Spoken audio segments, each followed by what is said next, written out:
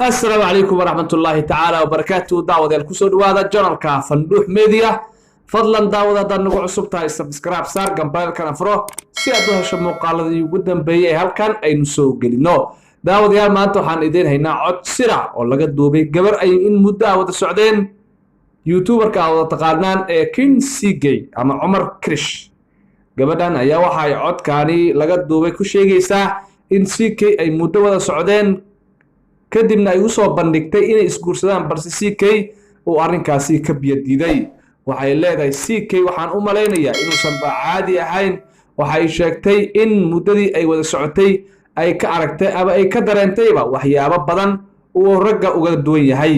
waxay sheegtay in arrimahaasi ay la yaabtay markii aragtay kadibna ay go'aansatay inay joojiso xiriirkii ay la lahayd haddaba codkaas ayaan idiin soo gudbinaynaa daawada haddaad nagu cusub tahay subscribe tahay loobin ayaan ku leeyahay ninka la dhahay CK oo magaca laga bedelo loo bixiyay Batuula K ayaa waxa idinkaga wada xog xasaasi ah waxa hadda qadka telefoonka igu jiro gabar Ilhaan la dhahayo oo xiriir jecel ka wada dhaxeeyay ninka la dhahay CK waxyaalaha ay ku kala tageen ayaan hadda idin wadaagi doonaa ugu horeen Ilhaan maqal waa jiraa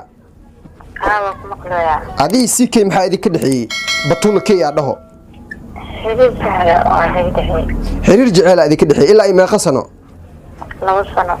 waa gartay labada san xiriirka jecel idinka dhaxeeyay eriya adiga ama asiga ka imaado oo muujinaya in xasiil aan noqotaan ma jiraa hadii jiraan marka hadii jiraan xaas maqsadonaya eriyada kuleediyo oo rabitaanki aamka kuleediyo eriyo wuxuu imoodi jiray waqti uu soo saaran jiray waa iska madadaali jiray maxaa ka aaminta markuu eriyadaas ku dhigi jiray mar walba